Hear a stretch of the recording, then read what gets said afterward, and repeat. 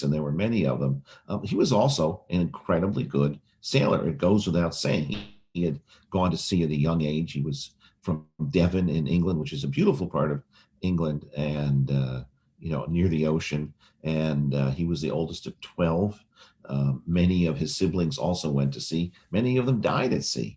So it was a very hazardous occupation.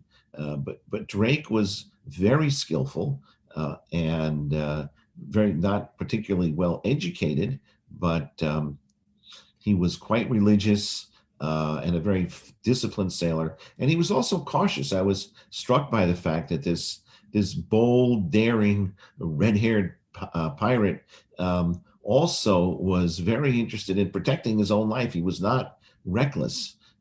He often stayed offshore because being on shore could pose all sorts of hazards, both from the terrain and from the people there. He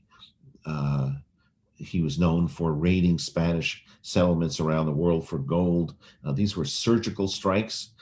He would go in by surprise, get all the gold he needed, and leave. He wasn't really into genocide. Quite the opposite. He was actually appalled by that, or I should say, eventually became appalled by it. And you have to understand, this is a different era in the 16th century.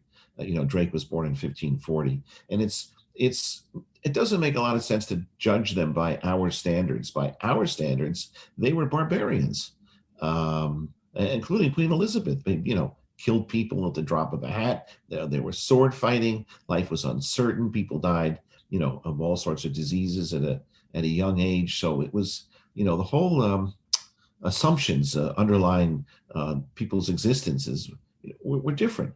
Drake was also very religious, and he really believed fervently in God. His father, who had been a farmer, eventually became a clergyman, and it was very important that he was a Protestant because England at that time was torn between Protestants and Catholics as a result of the Reformation and King Henry's starting the Church of England so he could get divorced and remarried. And so you had, two groups in England who were very hostile to each other, a country that was on the verge of disuniting at almost